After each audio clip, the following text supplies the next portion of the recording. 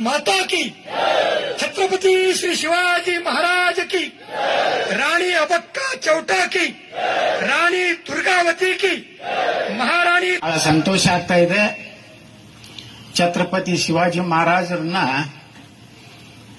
ಕರಾವಳಿಯಲ್ಲಿ, ಕರ್ನಾಟಕದಲ್ಲಿ ಅವರು ನಮ್ಮ ಭಾಗದ ಅನೇಕ ರಾಜ ಮಹಾರಾಜರ ಜೊತೆಗೆ ಒಬ್ಬ ಅಣ್ಣನಾಗಿ, ಒಬ್ಬ ಸ್ವಾತಂತ್ರ್ಯವನ್ನು ಕೊಡಿಸುವಂತ ಒಬ್ಬ ಶ್ರೇಷ್ಠ ಚಕ್ರವರ್ತಿಯಾಗಿ, ಅದೇ ರೀತಿ ಅವರ ಮಗನ ಎರಡನೇ ಮಗನ ರಕ್ಷಣೆ ಮಾಡಿದಂತ ಕೆಳದಿ ಚೆನ್ನಮ್ಮನವರನ್ನ ಸಹ ಇಲ್ಲಿ ನಾವು ಸ್ಮರಣೆ ಮಾಡ್ಕೋಬೇಕಾಗ್ತದೆ. ಅದೇ ರೀತಿ ಮಹಾರಾಣಿ ಅಬ್ಬಕ್ಕನವರ ಬಗ್ಗೆ ಈಗಾಗಲೇ ನಮ್ಮ ಡಾಕ್ಟರ್ ಸಂದೀಪ್ ರಾಜ್ ಅವರು ಇವತ್ತು ಅವರನ್ನು ಸಹ ಇಲ್ಲಿ ನೆನಪು ಮಾಡ್ಕೊಳ್ಳುವಂತ ಕೆಲಸ ಮಾಡಿದ್ದಾರೆ. ನಮ್ಮ ಇತಿಹಾಸ ನಮಗೆ ಗೊತ್ತಿಲ್ಲ. ನಮ್ಮ ಇತಿಹಾಸ ಯಾವ ರೀತಿಯಿಂದ ಸಹಸ್ರಾರು ವರ್ಷಗಳಿಂದ ಅನೇಕ ರಾಜ ಮಹಾರಾಜರು, ಸಂತರು ಸನಾತನ ಧರ್ಮದ ರಕ್ಷಣೆ ಜೊತೆಗೆ ವಸುದೇವ ಕುಟುಂಬಕಂ ಅನ್ನುವಂತಹ ಒಂದು ವಿಶಾಲವಾದಂತಹ ಹೃದಯವನ್ನು ಹೊಂದಿದಂತಹ ಸನಾತನ ಧರ್ಮ ಜಗತ್ತಿನಲ್ಲಿ ನಮ್ಮ ಸರಸಾಟಿಯಾದಂತಹ ಯಾವ ಧರ್ಮಗಳು ಇಲ್ಲ ಅನ್ನುವಂಥದ್ದು ಬಹಳ ಹೆಮ್ಮೆಯಿಂದ ನಾನು ಹೇಳಿಕೆ ಬಯಸ್ತಾ ಇದ್ದೇನೆ. ಇತಿಹಾಸವನ್ನ ನಮ್ಗೆ ಸರಿಯಾಗಿ ನಮ್ಗೆ ಹೇಳಲಿಕ್ಕೆ, ತಿಳ್ಕೊಳ್ಳಿಕ್ಕೆ ಅವಕಾಶನೇ ಕೊಡಲಿಲ್ಲ. ಎಲ್ಲಿವರೆಗೆ ಬಸರೂರಿನ ಛತ್ರಪತಿ ಶಿವಾಜಿ ಮಹಾರಾಜರು ಸುಮಾರು 4,000 ಸೈನಿಕರನ್ನು ಕರ್ಕೊಂಡು ಬಂದು ಅನೇಕ ಹಡಗುಗಳು, ದೊಡ್ಡ ಹಡಗುಗಳನ್ನು ಕರೆದುಕೊಂಡು ಬಂದು ಬೆಳಗಿನ ಜಾವದಲ್ಲಿ ಪೋರ್ಚುಗೀಸರ ಮೇಲೆ ದಾಳಿ ಮಾಡಿ ಸ್ವತಂತ್ರವನ್ನು ಮಾಡಿದರು ಅನ್ನುವಂತಹದ್ದನ್ನ 1565 ನೆನಪನ್ನ ಕೆಲವು ವರ್ಷಗಳ ಹಿಂದೆ ನಮ್ಗೆ ಗೊತ್ತಾಗುವಂತ ಒಂದು ಪರಿಸ್ಥಿತಿ. ಅದು ಪುಣೆಯಲ್ಲಿ ಇಡೀ ನಮ್ಮ ಕರ್ನಾಟಕದ ಎಲ್ಲೆಲ್ಲಿ ಶಿವಾಜಿ ಮಹಾರಾಜರ ಅವರ ನಂತರ ಬಂದಂತ ರಾಜ ಮಹಾರಾಜರೇನಿದ್ರು ಇವತ್ತು ಸಹ ಏನಾದರೂ ನಮ್ಗೆ ದಾಖಲೆ ಬೇದರೆ ವಿಜಯಪುರನಲ್ಲಿ ಸಹ ನಮ್ಮ ಜಮೀನು, ನಮ್ಮ ಹಿಂದಿನ ಏನಾದರೂ ದಾಖಲೆ ಬೇಕಾದ್ರೆ ಇವತ್ತು ನಾವು ಪುಣೆಗೆ ಹೋಗ್ತೀವಿ. ಪುಣೆಯಲ್ಲಿ ಎಲ್ಲ ದಾಖಲೆಗಳು ಸಿಗುವಂತ ಒಂದು ಸಂಗ್ರಹಾಲಯ ಇದೆ. ಬಹಳಷ್ಟು ಕೋರ್ಟ್ನಲ್ಲಿ ನಮ್ಮ ಹಕ್ಕನ್ನು ಪ್ರತಿಪಾದಿಸಬೇಕಾದ್ರೆ ಇವತ್ತು ಪುಣೆಯ ಒಂದು ಇದರಿಂದ ಅಲ್ಲಿ ಏನು ಮೋಡಿ ಅಂತ ಹೇಳಿ ಒಂದು ಅದರದೇ ಆದಂತ ಒಂದು ಇದು ಇದೆ. ಮೋಡಿ ಕೆಲವೇ ಜನರಿಗೆ ಬರ್ತದೆ ಅದು ಓದ್ಲಿಕ್ಕೆ. ಇವತ್ತು ಮುಂಬೈ, ಕರ್ನಾಟಕ ಅಂದ್ರೆ ಬಿಜಾಪುರ ಹಿಡಿದು ಶಿವಾಜಿ ಮಹಾರಾಜರ ಕಾಲದಲ್ಲಿ ಹಿಡಿದು ಅವ್ರ ನಂತರ ಬಂದಂತ ಪೇಶ್ವೆಗಳು ಎಲ್ಲ ದಾಖಲೆಗಳನ್ನ ಬಹುಶಃ ಭಾರತದಲ್ಲಿ ನಮಗೆಲ್ಲ ಏನ್ ಕಲಿಸಿಕೊಟ್ಟಿದ್ದಾರೆ, ಬ್ರಿಟಿಷರ ದಾಖಲೆಗಳನ್ನ ಮೇಂಟೈನ್ ಮಾಡಿದ್ರು, ಅವರು ಇದನ್ನ ಕಲಿಸಿಕೊಟ್ಟಲ್ಲ. ಇದು ಶಿವಾಜಿ ಮಹಾರಾಜರು ಪೇಶ್ವೆ ಕಾಲದಲ್ಲಿ ಸಹ ನಮ್ಮ ದೇಶದಲ್ಲಿ ಭೂ ಅಳತೆ ಮಾಡುವಂತ ಒಂದು ವಿಜ್ಞಾನ ಇತ್ತು ಅನ್ನೋಂಥದನ್ನ ಇವತ್ತು ನಾವು ನೆನಪು ಮಾಡ್ಕುವಂತ ಕಾಲ. ಇವತ್ತು ನಮ್ಮ ದೇಶದಲ್ಲಿ 100 ವರ್ಷ ಇವತ್ತು ರಾಷ್ಟ್ರೀಯ ಸ್ವಯಂ ಸೇವಕ ಸಂಘದ 100 ವರ್ಷದ ಒಂದು ಏನು ನಮ್ಮ ಶತಮಾನೋತ್ಸವನ ಆಚರಣೆ ಮಾಡ್ತಾ ಇದ್ದೀವಿ. ಛತ್ರಪತಿ ಶಿವಾಜಿ ಮಹಾರಾಜರ ಪ್ರೇರಣೆ ತೆಗೆದುಕೊಂಡು ಇವತ್ತೇನಾರೆ ಭಾರತ ಇನ್ನೂ ನಾವು ಎದೆ ಸೆಟಿಸಿ, ಎದೆ ಉಬ್ಬಿಸಿ ಹಿಂದೂಗಳು ಈ ದೇಶದಲ್ಲಿ ಅಡ್ಡಾಡ್ತಿದ್ರೆ ಅದಕ್ಕೆ ಕಾರಣ ರಾಷ್ಟ್ರೀಯ ಸ್ವಯಂ ಸೇವಕ ಸಂಘ ಅನ್ನುವಂಥದ್ದು ನಾವೆಲ್ಲರೂ ಇವತ್ತು ಸ್ಮರಣೆ ಮಾಡ್ಕೋಬೇಕು. ಅದು ಇರದೇ ಇದ್ರೆ ಈ ದೇಶದಲ್ಲಿರುವಂತಹ ನಕಲಿ ಜಾತ್ಯತೀತರು, ಅದು ಸಂಘ ಇರದೇ ಇದ್ರೆ ನಮ್ಗೆ ಇತಿಹಾಸ ಗೊತ್ತಾಗ್ತಿರ್ಲಿಲ್ಲ. ಅನೇಕ ಇತಿಹಾಸಗಳು, ಈಗ ದುರ್ಗಾ ಏನು ಮಹಾರಾಣಿ ಬಗ್ಗೆ ಹೇಳಿದ್ರು, ಅಕ್ಬರ ಎಂದೂ ಸೂರ್ಯನಿರಲಿಲ್ಲ. ಏನು ಅವ್ರು ಹೇಳಿದಂತ ಆ ಮಹಾರಾಣಿಯನ್ನ ಎದುರಿಸದೆ ಅಕ್ಬರ್ನನ್ನ ಬಂಧನ ಮಾಡಿದಂತ ಒಬ್ಬ ಮಹಾರಾಣಿ ಈ ದೇಶದಲ್ಲಿ ಇದ್ದಳು, ಅದೇ ದುರ್ಗಾದೇವಿ ಅನ್ನೋಂಥದ್ದನ್ನು ನಮ್ಗೆ ಗೊತ್ತಿರಲಿಲ್ಲ. ಕೆಳದಿ ಚೆನ್ನಮ್ಮನ ಇತಿಹಾಸದಲ್ಲಿ ಔರಂಗಜೇಬ ದಾಳಿ ಮಾಡಿದಾಗ ಅವಾಗ ರಾಜಾರಾಮ ಅನ್ನುವಂತ ಎರಡನೇ ಮಗ ಯಾಕಂದ್ರೆ ಮೊದಲೇ ಮಗ ನಿಮ್ಗೆ ಗೊತ್ತಿದೆ ಚಾವ ಅಂತ ತಾವೆಲ್ಲ ಚಿತ್ರ ನೋಡಿದಿರಿ, ಯಾವ ರೀತಿಯಾಗಿ ಕ್ರೂರ ಹತ್ಯೆಯನ್ನು ಮಾಡದ. ಆದ್ರೆ ಎರಡನೇ ಮಗ ಅವನ ರಕ್ಷಣೆ ಮಾಡದಂತವ್ರು. ಅವತ್ತು ಯಾವುದೇ ಒಬ್ಬ ದೊಡ್ಡ ಶತ್ರು ಬಹಳ ಬಲಾಟೆ ಇದ್ದಾಗ ಆ ಧೈರ್ಯವನ್ನು ಯಾರೂ ಮಾಡೋದಿಲ್ಲ. ಆದರೆ ಕೆಳದಿ ಚೆನ್ನಮ್ಮನವರು ಆ ರಾಜಾರಾಮನನ್ನ ರಕ್ಷಣೆ ಮಾಡೋದು ಅಷ್ಟೇ ಅಲ್ಲ, ಔರಂಗಜೇಬನ ಮಗನನ್ನ ಸೋಲಿಸಿದಂತ ಕೀರ್ತಿ ಕೆಳದಿ ಚೆನ್ನಮ್ಮ ಏನು ನಮ್ಮ ನಾಯಕರಿಗೆ ಶಿವಪ್ಪ ನಾಯಕರ ವಂಶಕ್ಕೆ ಸಲ್ತದ ಅನ್ನುವಂಥದ್ದನ್ನ ಅಭಿಮಾನದಿಂದ ಇವತ್ತು ನಾವು ಹೇಳಬೇಕಾಗ್ತದೆ. ಇನ್ನೊಬ್ರು ಬೆಳವಡಿ ಮಲ್ಲಮ್ಮ ಅಂತಿದ್ರು. ಇವತ್ತು ಬೆಳವಡಿ ಅಂತ ಹೇಳಿ ಬೆಳಗಾವಿ ಜಿಲ್ಲೆಯಲ್ಲಿ ಒಂದು ಸಣ್ಣ ಸಾಮ್ರಾಜ್ಯ. ಆ ಹೆಣ್ಮಗಳು ಜಗತ್ತಿನಲ್ಲೇ ಮೊದಲ ಮಹಿಳಾ ಸೈನ್ಯನ ಕಟ್ಟಿದಂತ ಹೆಣ್ಮಗಳು ಯಾರಪ್ಪ ಅಂದ್ರೆ ಬೆಳವಡಿ ಮಲ್ಲಮ್ಮ ಅಂತ ಹೇಳ್ತಾರೆ. ಈ ರೀತಿ ಬೆಳವಡಿ ಮಲ್ಲಮ್ಮ ಸಹ ಇವತ್ತು ಶಿವಾಜಿ ಮಹಾರಾಜರ ಒಂದು ಏನು ಸಂಬಂಧ ರಾಜಕೀಯವಾಗಿ ಇದ್ದಂತ ಕಾಲದಲ್ಲಿ ನಾವು ಇವತ್ತು ಎಲ್ಲ ಮಹಾಪುರುಷರು ಇವತ್ತೇನು ನಮ್ಮ ರಕ್ಷಣೆಗಾಗಿ ಸನಾತನ ಧರ್ಮದ ರಕ್ಷಣೆಗಾಗಿ ಇವತ್ತೇನು ಕಾರ್ಯ ಮಾಡಿದ್ದಾರೆ ಅವ್ರನ್ನ ಸ್ಮರಣೆ ಮಾಡ್ಕೊಂತ ಕೆಲಸ ಶಿವಾಜಿ ಮಹಾರಾಜರನ್ನ ಕೇವಲ ಮರಾಠ ಸಾಮ್ರಾಜ್ಯ ಅನ್ನುವಂತಹ ಒಂದು ವ್ಯವಸ್ಥಿತವಾಗಿ ಅವರು ಇಡೀ ಸನಾತನ ಹಿಂದೂ ಧರ್ಮದ ಹಿಂದವಿ ಸಾಮ್ರಾಜ್ಯ ಸಲುವಾಗಿ ಹೋರಾಟ ಮಾಡಿದ್ರು ಛತ್ರಪತಿ ಶಿವಾಜಿ ಮಹಾರಾಜರು. ಆದ್ರೆ ಇವತ್ತಿನ ಈ ಎಡಚರರು ಏನದಾರಲ್ಲ, ಈ ದೇಶಕ್ಕೆ ಸ್ವಾತಂತ್ರ್ಯ ಸಿಕ್ಕ ಮೇಲೆ ಛತ್ರಪತಿ ಶಿವಾಜಿ ಮಹಾರಾಜನ ಕೇವಲ ಮರಾಠ ಅನ್ನುವಂಥ ಶಬ್ದಕ್ಕೆ ಅವರು ಒಂದು ಜಾತಿಗೆ ಸೀಮಿತ ಮಾಡಿದ್ರು. ಆದ್ರೆ ಬಸರೂರು ಗ್ರಾಮ ಮತ್ತು ಶಿವಾಜಿ ಮಹಾರಾಜರ ಒಂದು ಸಂಬಂಧ ಏನಿದೆ, ಅವಾಗ ಅವರ ಸಹಾಯ ಕೇಳಿದಾಗ ಬಂದು ಇಲ್ಲಿ ಶಿವಾಜಿ ಮಹಾರಾಜರು ಅತ್ಯಂತ ಮೌಲ್ಯಾಧಾರಿತವಾದಂತಹ ಧರ್ಮ ಪರಿಪಾಲನೆಯನ್ನು ಮಾಡಬೇಕಾದರೆ ಅವರ ತಾಯಿ ಜೀಜಾಮಾತೆ ಸಣ್ಣ ಮಗುವಿದ್ದಾಗಿನ ಹಿಡಿದು ಮಹಾಭಾರತ ರಾಮಾಯಣದ ಮೂಲಕ ಇವತ್ತು ಆ ಒಂದು ಶಿವಾಜಿ ಮಹಾರಾಜರನ್ನ ತಯಾರು ಮಾಡಿದ್ರಲ್ಲ, ಅದರ ಪರಿಣಾಮದಿಂದ ಯಾವುದೇ ಶತ್ರು ಸೈನ್ಯದ ಬೇರೆ ಜಾತಿಯ ಹೆಣ್ಣು ಮಕ್ಕಳನ್ನ ಸಹ ಅವರು ಯಾವುದೇ ರೀತಿಯ ಅತ್ಯಾಚಾರ ಆಗಲಿ, ಅವ್ರ ಮೇಲೆ ಒಂದು ರೀತಿ ಚಿತ್ರಹಿಂಸೆ ಆಗಲಿ ಮಾಡದೇ ಇರುವಂತದ್ದಕ್ಕೆ ಶಿವಾಜಿ ಮಹಾರಾಜರು ಇವತ್ತು ಎಲ್ಲರಿಗೂ ಆದರ್ಶ ಇದ್ದಾರೆ ಅನ್ನೋಂಥದ್ದನ್ನು ನಾವು ನೆನಪು ಮಾಡ್ಕೋಬೇಕಾಗ್ತದೆ. ಶಿವಾಜಿ ಮಹಾರಾಜರನ್ನ ಅನೇಕ ಸಲ ನೋಡ್ತೀವಿ ಇಲ್ಲಿ. ನಾವು ಯಾವ ಭಾಷಾ ಆಧಾರದ ಮೇಲೆ ಅವ್ರನ್ನು ಸಹ ಅಪಮಾನ ಮಾಡುವಂಥದ್ದು ಕರ್ನಾಟಕದಲ್ಲಿ ನಡೀತು.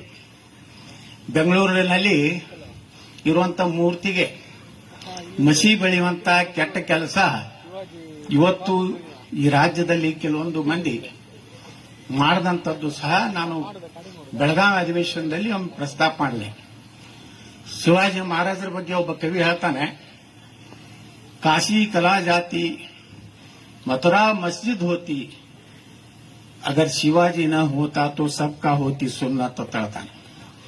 ಅಂದ್ರೆ ಎಲ್ಲರೂ ಬ್ಯಾರಿಗಳು ಹಾಕ್ತಿದ್ವಿ ಅಂತ ಹೇಳ್ದಂಗೆ ಶಿವಾಜಿ ಮಹಾರಾಜರ ನಿರಂತರವಾದಂತ ದಕ್ಷಿಣ ಭಾರತದಲ್ಲಿ ಮೊಘಲರ ಅಂತ್ಯ ಯಾವಾಗ ಪ್ರಾರಂಭ ಆಯ್ತಂದ್ರೆ ಶಿವಾಜಿ ಮಹಾರಾಜರ ಕಾಲದಲ್ಲಿ ಮೊಘಲರ ಅಂತ್ಯ ಪ್ರಾರಂಭ ಆಯ್ತು. ದಕ್ಕನ ಪ್ರದೇಶ ಅಂತ ಏನ್ ಕರಿತೀವಿ ಅಲ್ಲಿ ಬಂದು ದಿಲ್ಲಿ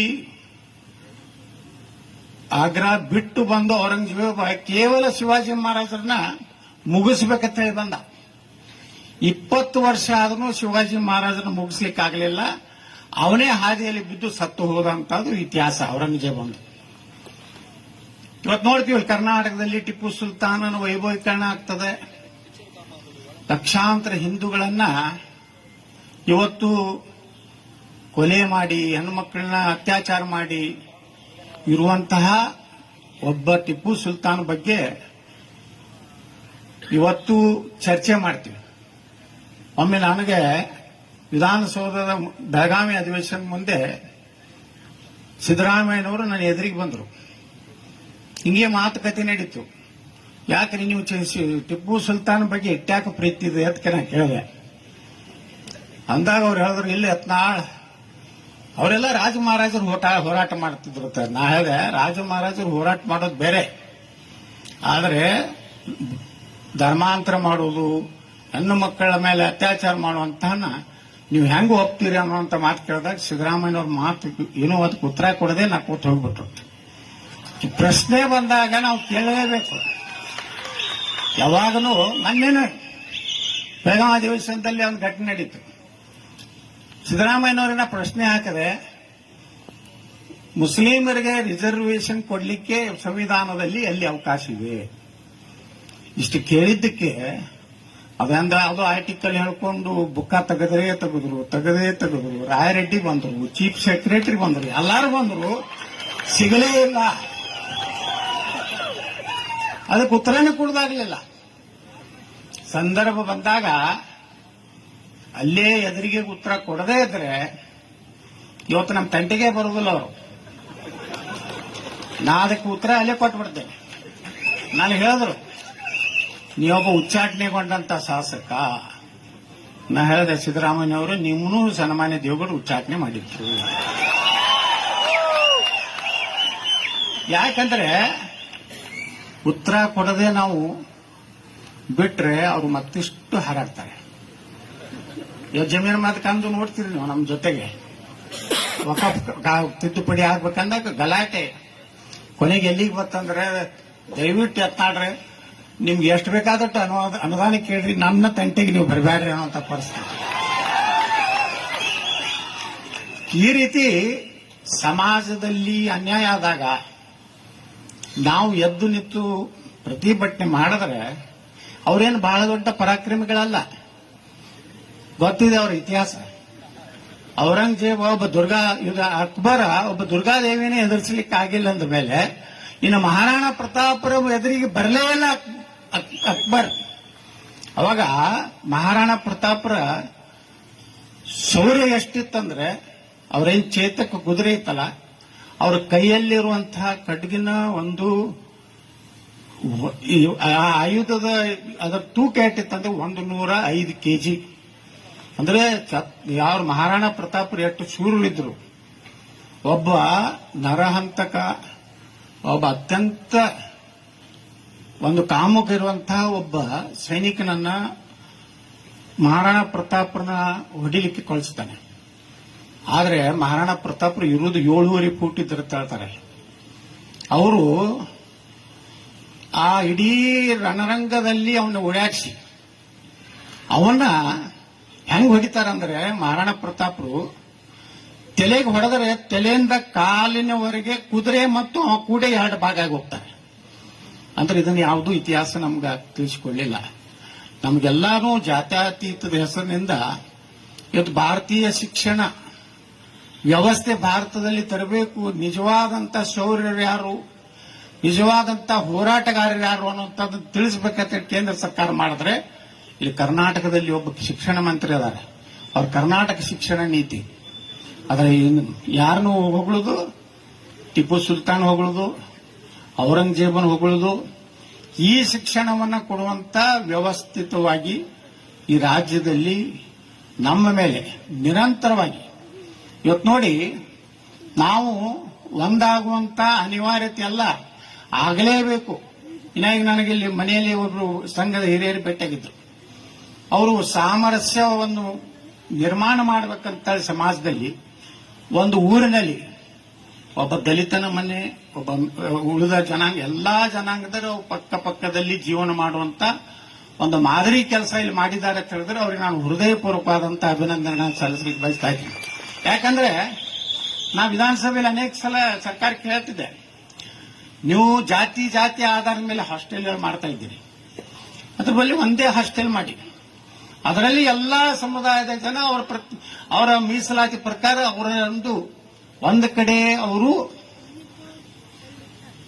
ಕಲಿಯುವಂತ ಊಟ ಮಾಡುವಂತ ಸಂಸ್ಕೃತಿ ಬೆಳೆಸದೆ SC ST ಹಾಸ್ಟೆಲ್ಗಳು ಬೇರೆ, ಹಿಂದುಳಿದ ವರ್ಗದ ಹಾಸ್ಟೆಲ್ಗಳು ಬೇರೆ, ಮುಸ್ಲಿಮರ ಹಾಸ್ಟೆಲ್ಗಳೇ ಬೇರೆ, ಈ ರೀತಿ ಯಾವಾಗಲೂ ಸಮಾಜವನ್ನು ಒಡೆಯುವಂತ ಕೆಲಸ ಮಾಡ್ತಿರುವಂತ ಕಾಲದಲ್ಲಿ ಇವತ್ತು ರಾಷ್ಟ್ರೀಯ ಸ್ವಯಂ ಸೇವಕ ಸಂಘ ಇಡೀ ಸಮಾಜವನ್ನ ಒಂದು ಸೂಜಿಯಾಗಿ ಕೂಡಿಸುವಂತ ಒಂದು ಕೆಲಸ ಈ ದೇಶದಲ್ಲಿ ಮಾಡ್ತಾ ಇರೋದು ರಾಷ್ಟ್ರೀಯ ಸ್ವಯಂ ಸೇವಕ ಸಂಘ ಅಂತ ಅಭಿಮಾನದಿಂದ ಹೇಳಿ ಇವತ್ತಿನ ಈ ಒಂದು ಕಾರ್ಯಕ್ರಮದಲ್ಲಿ ಬಹುಶಃ ಕರಾವಳಿಯಲ್ಲಿ ನಾನು ಬಹಳ ಸಲ ಬಂದಿಲ್ಲ. ಅವಾಗ ನಮ್ಮ ಹಿಂದೂ ಕಾರ್ಯಕರ್ತರ ಹತ್ಯೆ ಆದಾಗ ಅವಾಗ ನಾನು ಬಂದು ಅವ್ರ ಮನೆಗೆ ಭೇಟಿ ಕೊಟ್ಟು ಹೋಗೋದು ಬಿಟ್ರೆ ಕರಾವಳಿ ಭಾಗದಲ್ಲಿ ಬಹಳ ಬಂದಿಲ್ಲ. ಯಾಕಂದ್ರೆ ನಮ್ದು ಭಾಷಾ ಸಮಸ್ಯೆನೂ ನಮಗಿದೆ. ನಮ್ದು ಸ್ವಲ್ಪ ಕಠೋರ ಭಾಷೆ ಮತ್ತು ಕರ್ಕಶ ಭಾಷೆ. ನಿಮ್ಮ ಭಾಷೆ ಅತ್ಯಂತ ಮೃದು ಭಾಷೆ. ನಾವು ಮಾತನಾಡುವಾಗ ಏನಾದ್ರೂ ತಪ್ಪಿ ಬಿಟ್ರೆ ಏನಾಗ್ತದೆ ಅನ್ನೋಂಥ ಭಯ ಯಾವಾಗಲೂ ಕಾಡ್ತದೆ. ನಮ್ಮ ಭಾಷೆಯಲ್ಲಿ ಸಹಜವಾಗಿ ಕೆಲವೊಂದು ಭಯಗಳು ಬಂದ್ಬಿಡ್ತಾವ. ಅದನ್ನ ಅವೇನು ಮಾಡ್ತಾನ ಮಗ ಹಿಂಗೆಲ್ಲ ಮಾತಾಡ್ತೀವಿ ನಾವು. ನಮ್ಮ ಭಾಷೆನೇ ಹಂಗೆ ಇದೆ. ಆದರೂ ಸಹ ಇವತ್ತು ಇಂಥ ಒಂದು ದೊಡ್ಡ ಕಾರ್ಯಕ್ರಮ ಇದು. ಶಿವಾಜಿ ಮಹಾರಾಜರನ್ನ ನೆನಪು ಮಾಡ್ಕೋದಂದ್ರೆ ನಮ್ಮ ಸನಾತನ ಧರ್ಮವನ್ನ ಮತ್ತೊಮ್ಮೆ ನೆನಪು ಮಾಡಿಕೊಂಡಷ್ಟು ಅಭಿಮಾನ ಇರುವಂತಹ ಒಬ್ಬ ಶಿವಾಜಿ ಮಹಾರಾಜರನ್ನ ಒಂದು ಜಾತಿಗೆ ಹೋಲಿಸಲಿಕ್ಕೆ ಆಗುವುದಿಲ್ಲ. ವೀರರಾಣಿ ಕಿತ್ತೂರು ಚೆನ್ನಮ್ಮ, ಸಂಗೊಳ್ಳಿ ರಾಯಣ್ಣ, ಕರ್ನಾಟಕದಲ್ಲಿ ಸಹ ಅನೇಕರು, ಇಮ್ಮಡಿ ಪುಲಿಕೇಶಿ, ಕರ್ನಾಟಕದ ಇತಿಹಾಸ, ಮಹಾರಾಷ್ಟ್ರದಲ್ಲಿರುವ ಇತಿಹಾಸ. ಬಹುಶಃ ಶಿವಾಜಿ ಮಹಾರಾಜರು ಇದ್ದೇ ಇದ್ರೆ ಅವ್ರು ಹೇಳ್ತಾರಲ್ಲ ನಮ್ಮ ಕವಿ, ಕಾಶಿಯಾಗಿ ಉಳಿತಿರಲಿಲ್ಲ, ಮಥುರಾಗಿ ಉಳಿತಿರಲಿಲ್ಲ. ಅದೇ ರೀತಿ ದಕ್ಷಿಣ ಭಾರತದಲ್ಲಿ ಒಂದು ದೊಡ್ಡ ತಡೆಗೋಡೆ ಯಾರಪ್ಪ ಅಂದ್ರೆ ಮೊಘಲರಿಗೆ, ಅದು ಛತ್ರಪತಿ ಶಿವಾಜಿ ಮಹಾರಾಜರು. ಅದರಿಂದ ಇನ್ನೂ ನಾವು ಈ ಭಾಗದಲ್ಲಿ ಅಷ್ಟು, ಇದಕ್ಕಿಂತ ಇನ್ನೂ ಕಡಿಮೆ ಅಂದ್ರೆ ತಮಿಳುನಾಡು, ಅಲ್ಲಿ ಈ ರೀತಿಯ ಒಂದು ನಮ್ಮ ದೇವಸ್ಥಾನಗಳ ಧ್ವಂಸ ಮಾಡೋದಾಗಲಿ, ಅಲ್ಲಿ ಇಲ್ಲಿಕ್ಕಿಂತ ಕಡಿಮೆ. ಯಾಕಂದ್ರೆ ಹೆಂಗ ಈ ಕಡೆ ಇಲ್ಲೊಂದು ದೊಡ್ಡ ತಡೆಗೋಡೆ ಅಂದ್ರೆ ಶಿವಾಜಿ ಮಹಾರಾಜರು ಇದ್ರು ಅಂತ ಮಾತು ಹೇಳಿ ಇವತ್ತು ಬಹಳ ನಮ್ಗೆ ಸಂತೋಷ ಆಗ್ತಾ ಇದೆ. ನೀವೆಲ್ಲರೂ ಒಬ್ಬ ಉತ್ತರ ಕರ್ನಾಟಕದ, ಇವತ್ತು ನನಗೆ ಮೊದಲು ಉತ್ತರ ಕರ್ನಾಟಕ ಕರೀತಿದ್ರು. ಈಗ ನಾನು ಮೈಸೂರು, ಚಾಮರಾಜವರೆಗೂ ಸಹ ಎಂದೂ ಸನಾತನ ಧರ್ಮವನ್ನ ನಮ್ಮ ಅಲ್ಲಿನ ಭಾಗದ ಜನ, ಮದ್ದೂರು ಇರ್ಬೋದು, ಮೈಸೂರು ಇರ್ಬೋದು, ಕೇಸರಿ ಶಾಲನ್ನು ಯಾರು ಹಾಕೋತಿರ್ಲಿಲ್ಲ. ಅಲ್ಲಿ ಇಬ್ಬರೇ ನಾಯಕರಲ್ಲಿ, ಅಲ್ಲಿ ಸನಾತನ ಧರ್ಮದ ಒಂದು ಇದೂ ಇರಲಿಲ್ಲ. ಆದ್ರೆ ಇವತ್ತು ಮದ್ದೂರಿನಲ್ಲಿ ಹೋದ್ರೆ ಸುಮಾರು 20,000 ಜನ ಯುವಕರು. ನನಗಲ್ಲಿ ಪೊಲೀಸ್ ವರಿಷ್ಠಾಧಿಕಾರಿಗಳು ಹೇಳಿದ್ರು, ಯತ್ನಾಳ್ ಸರ್ ನೀವು ಬರ್ತೀರಂತ ಹೇಳಿ ಬಹಳ ಆದ್ರೆ ಒಂದು 400-500 ಜನ ಸೇರ್ಬಹುದು. ಅಷ್ಟಕ್ಕೆ ನಾನು ವ್ಯವಸ್ಥೆ ಮಾಡ್ಕೊಂಡಿದ್ದೆ.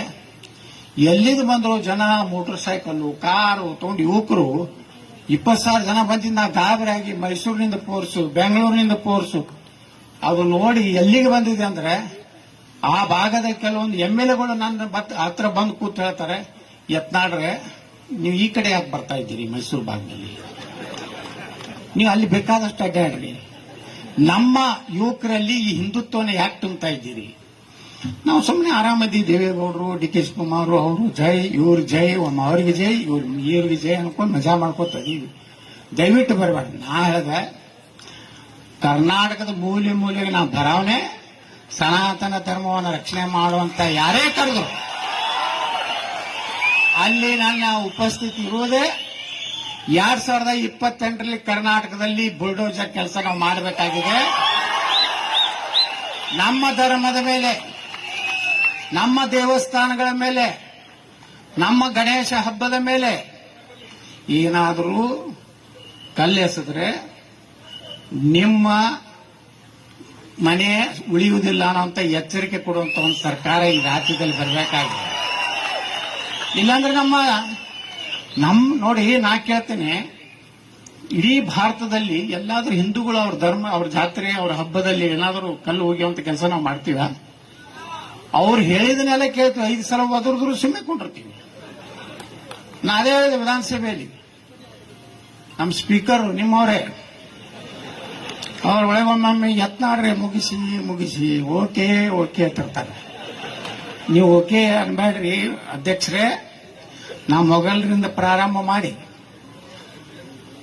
ಟಿಪ್ಪು ಸುಲ್ತಾನಂದ ಇತಿಹಾಸ ಹೇಳಿ ಮುಂದೆ ನಿಮ್ಮ ಇತಿಹಾಸವನ್ನು ಹೇಳಬೇಕಾಗಿದೆ. ನನಗೆ ಅವಕಾಶ ಕೊಡ್ರೆ ಹಿಂಗೆ ನೇರವಾಗಿ ನಡೆದಿರ್ತದೆ. ಅಂದ್ರೆ ನಾವು ಯಾವುದೇ ಧರ್ಮದ ವಿರುದ್ಧ ನಾವು ಏನೂ ತೊಂದರೆ ಮಾಡುದಿಲ್ಲ ಅಂದಮೇಲೆ ನಿಮಗೆ ಹಿಂದೂಗಳ ದೇವರ ಹಾಡನ್ನು ಕೇಳುವಂತ ಕನಿಷ್ಠ ನಿಮಗೆ ಸಹನೆ ಇರದಿದ್ರೆ ಒಂದೇ ಮಾತರಮನ್ನ ಇವತ್ತು ಭಾರತ ಸರ್ಕಾರ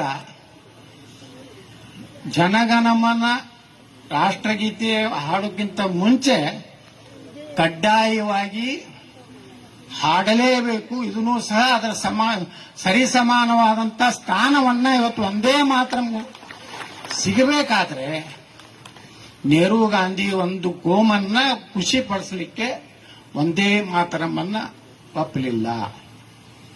ಇವತ್ತು ಕೆಲವೊಂದು ಅವ್ರ ಮೌಲ್ಯಗಳು ಹೇಳ್ತಾ ಇದ್ದಾರೆ ಒಂದೇ ಮಾತ್ರ ನಮ್ಗೆ ವಿರೋಧ ಇದ್ದೈತಿ. ಹಂಗಾದ್ರೆ ನಮ್ಮ ದೇಶನ ಯಾಕಿದ್ರಿ? ಪಾಕಿಸ್ತಾನ ಕೊಟ್ಟಾರಲ್ಲ, ಗಾಂಧಿ ಹೋಗ್ಬಿಡಿ, ನಿಮ್ಗೆ ಒಂದು ಪಾಲ ಎದುರು ಏನ ಆಧಾರದ ಮೇಲೆ ಕೊಟ್ಟಿದ್ದಾರೆ, ಧರ್ಮ ಆಧಾರದ ಮೇಲೆ ಈ ದೇಶ ಹೊಡೆದಿರಲ್ಲ. ಹಂಗಾದ್ರೆ ಇಲ್ಲಿ ಈ ದೇಶನಾಗಿರ್ಬೇಕಾದ್ರೆ ಭಾರತ್ ಮೇ ರಹನಾ ಹೋಗ ಒಂದೇ ಮಾತ್ರ ಕಹನಾ ಹೋಗ, ಇಲ್ಲಾಂದ್ರೆ ಮಕ್ಕಳೇ ಬಾಂಗ್ಲಾದೇಶಕ್ಕೆ ಹೋಗ್ರಿ, ಪಾಕಿಸ್ತಾನಕ್ಕೆ ಹೋಗ್ರಿ, ಎರಡದವ ಮತ್ತೆ. ಅದಕ್ಕೆ ನಾವು ಜಾಗೃತರಾಗಬೇಕು. ಆದಷ್ಟು ಈ ರೋಹಿಂಗ್ಯಾಗಳು ಬಾಂಗ್ಲಾದೇಶಿಯರು ಏನು ನಮ್ಮ ರಾಜ್ಯದಲ್ಲಿ ಬೆಂಗಳೂರು ಅಷ್ಟೇ ಅಲ್ಲ, ಕೊಡಗು ಭಾಗದಲ್ಲಿ ಅನೇಕ ಭಾಗದಲ್ಲಿ, ಹಾಸನದಲ್ಲಿ ಮಾನ್ಯ ನಾನು ಅದರ ಬಗ್ಗೆ ವಿಧಾನಸಭೆಯಲ್ಲಿ ಚರ್ಚೆ ಮಾಡಿದಾಗ ಇವತ್ತು ಬಹಳ ದೊಡ್ಡ ಸಂಖ್ಯೆಯಲ್ಲಿ ಇವತ್ತು ನುಸುಳುಕೋರು ಬಂದಿದ್ದಾರೆ. ಇದನ್ನೆಲ್ಲ ಹೊರಗೆ ಹಾಕಬೇಕಲ್ಲ ನಾವು.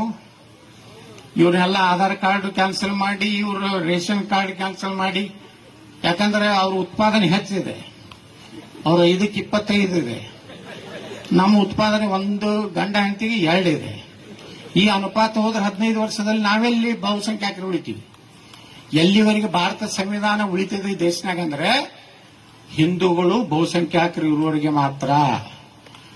ಹಿಂದೂಗಳು ಅಲ್ಪಸಂಖ್ಯಾತರಾದರೆ ಭಾರತ ಸಂವಿಧಾನ ಉಳಿಲಿಕ್ಕೆ ಸಾಧ್ಯ ಇಲ್ಲ. ಇದು ನಮ್ಮ ದಲಿತರಿಗೂ SC/ST ಮಹಾನ್ ಲೀಡರ್ಗಳಿಗೂ ಕೊಡಬೇಕು. ಯಾಕಂದ್ರೆ ಏನಾಗ್ಬಿಟ್ಟಿದೆ, ಹೊಸ ಒಂದು ಘೋಷಣೆ ದೇಶದಲ್ಲಿ ನಡೀತಾ ಇದೆ, ನೀಮ್ ಭೀಮ್ ಬಾಯಿ ಬಾಯಿತೆ. ಆ ಭೀಮರಾವ್ ಅಂಬೇಡ್ಕರ್ ಅವರು ಒಂದು ಪುಸ್ತಕ ಬರೆದಿದ್ದಾರೆ 44ರಲ್ಲಿ.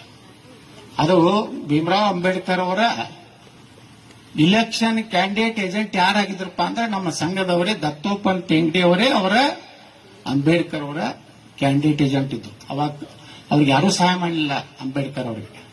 ಅವ್ರು ಹೇಳ್ತಾರೆ, ದ ಪಾರ್ಟಿಷನ್ ಆರ್ ಪಾಕಿಸ್ತಾನ್, ಭಾರತದ ವಿಭಜನೆ ಮತ್ತು ಪಾಕಿಸ್ತಾನ ಅನ್ನುವಂತ ಒಂದು ಪುಸ್ತಕದಲ್ಲಿ ಹೇಳ್ತಾರೆ ಬಾಬಾ ಸಾಹೇಬರು.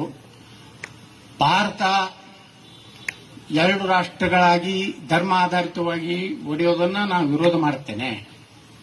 ಒಂದು ವೇಳೆ ಅನಿವಾರ್ಯವಾಗಿ ಭಾರತವನ್ನ ಇಬ್ಬಾಗ ಮಾಡಬೇಕಾದ್ರೆ ಭಾರತದಲ್ಲಿರುವ ಕೊನೆಯ ಮುಸ್ಲಿಂ ಪಾಕಿಸ್ತಾನಕ್ಕೆ ಹೋಗಬೇಕು, ಪಾಕಿಸ್ತಾನದ ಕೊನೆಯ ಹಿಂದೂ ಭಾರತಕ್ಕೆ ಬಂದ ಮೇಲೆ ಭಾರತದಲ್ಲಿ 2 ರಾಷ್ಟ್ರ ಆಗಬೇಕು ಅನ್ನೋಂಥದ್ದನ್ನ ಬಾಬಾ ಸಾಹೇಬ್ ಅಂಬೇಡ್ಕರ್ ಅವರು ಹೇಳ್ತಾರೆ. ಅವ್ರು ಏನು ಕಾರಣ ಕೊಡ್ತಾರಂದ್ರೆ, ಇಸ್ಲಾಂ ಧರ್ಮದಲ್ಲಿ ಸಹೋದರತ್ವ ಭಾವನೆ ಇಲ್ಲ, ಮತ್ತೊಂದು ಧರ್ಮವನ್ನ ಅವ್ರ ಜೊತೆಗೆ ಸಹಬಾಳ್ವೆ ಮಾಡುವಂತ ಕಲ್ಪನೆ ಆ ಧರ್ಮದಲ್ಲಿಲ್ಲ.